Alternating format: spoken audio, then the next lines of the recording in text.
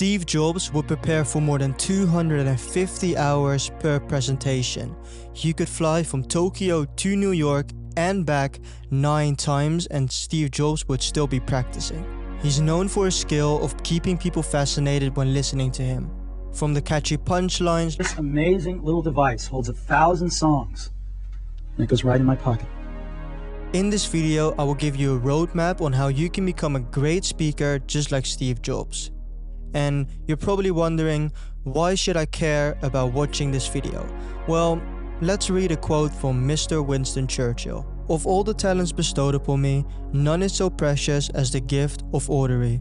He who enjoys it wields a power more durable than that of a great king. He is an independent force in the world. Okay, let's start.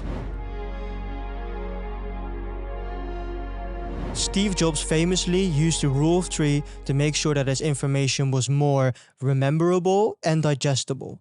It's easier to follow a story if it's divided in 3 parts. For example, when he announced the iPhone, he'd only mention 3 of the most important features. 3 things: a widescreen iPod with touch controls, a revolutionary mobile phone, and a breakthrough internet communications device.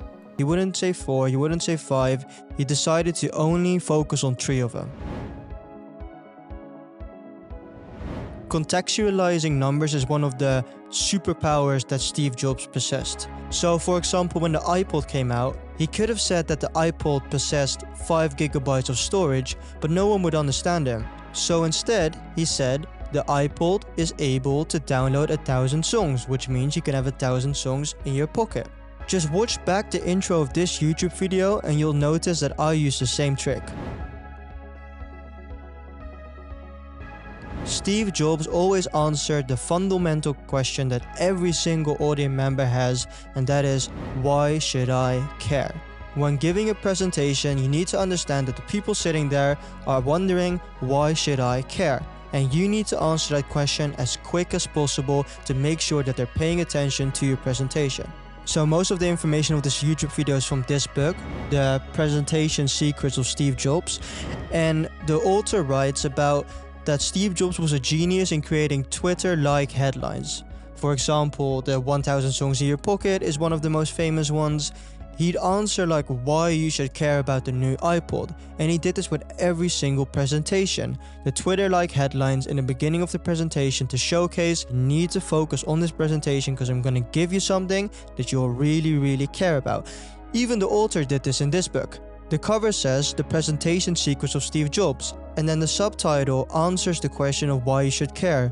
How to be insanely great in front of any audience. So yeah, try to brainstorm one-liners for your presentation so you can answer the question why people should care to even listen to you. So in one of my favorite books is actually right here, 48 Laws of Power, Robert Greene writes about how to create a cult. He basically explains it.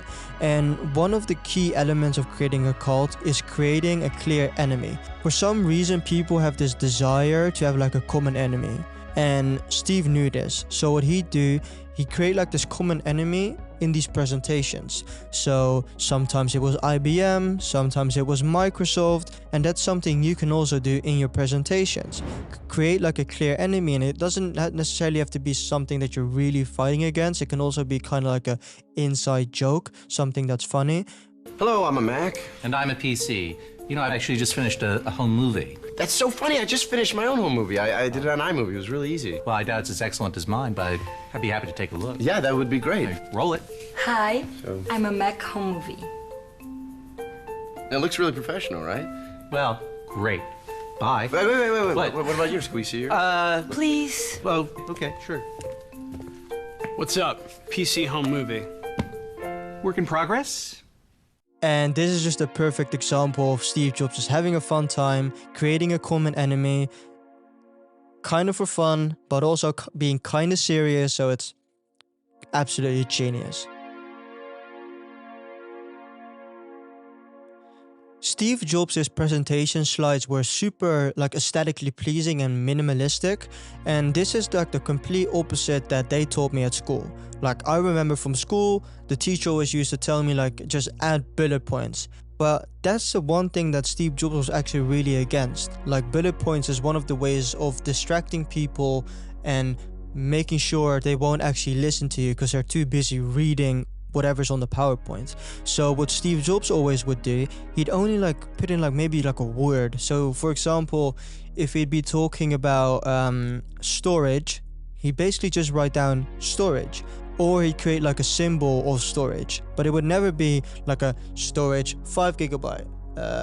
This is the speed of the storage. This is the no bullet points, just one word, that's it. So this was definitely my favorite moment of the whole book.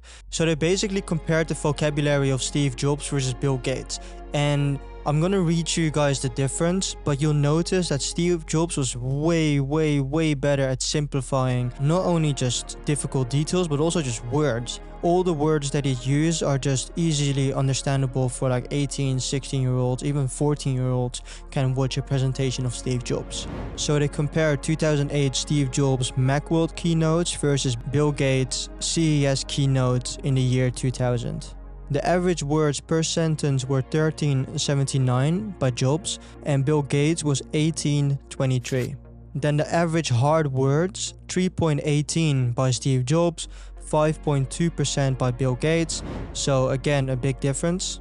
So the next statistic is Folk Index, and this one's funny because Folk Index basically means how many years of education a student would need to be able to read or listen to the text. So for Steve Jobs it was 6.79, and for Bill Gates it was 9.37.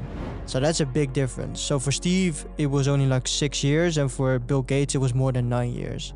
Just like the simplified presentations, this was also a wake-up call for me because I always had the feeling that you needed to use difficult words in order for people to think that you're smart. But it's actually quite the opposite, because if you're truly smart, you'll be able to explain difficult things with simplified language because you truly understand what you're talking about. Research has shown that people start losing their concentration after 10 minutes. Steve Jobs knew this.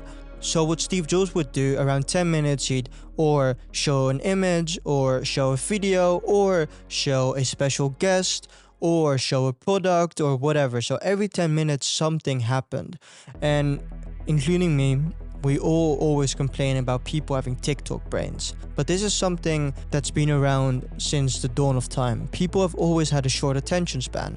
So instead of making excuses, just become a better person at giving presentations. Same with YouTube videos. There's still people who watch YouTube videos that are 30 minutes, 50 minutes. I even have my own podcast, and sometimes my podcasts are 2 hours. But the length of the video isn't the problem. The problem is that the video isn't entertaining. So even with long presentations or long videos, you should still be able to keep the attention of people if you apply the tricks we used today, plus if you make sure that every 10 minutes something happens, even if it's just a picture. But just remember that you need to do something every 10 minutes.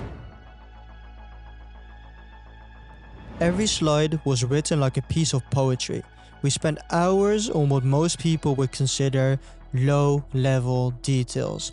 This is a quote from someone who worked with Steve Jobs. What people need to understand is when you think that someone is natural at something, that just means that they really worked at it. Same with Steve Jobs. Steve Jobs wasn't a natural speaker. He spent hours and hours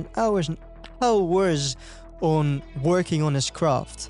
And because he spent all those hours, people now think that he's a natural at delivering those great presentations. But no, he wasn't a natural. He was working on the smallest details, from his vocabulary to his note cards to his presentation slides to the smoke that comes up when he walked into the room. Like, he just focused on the mini details.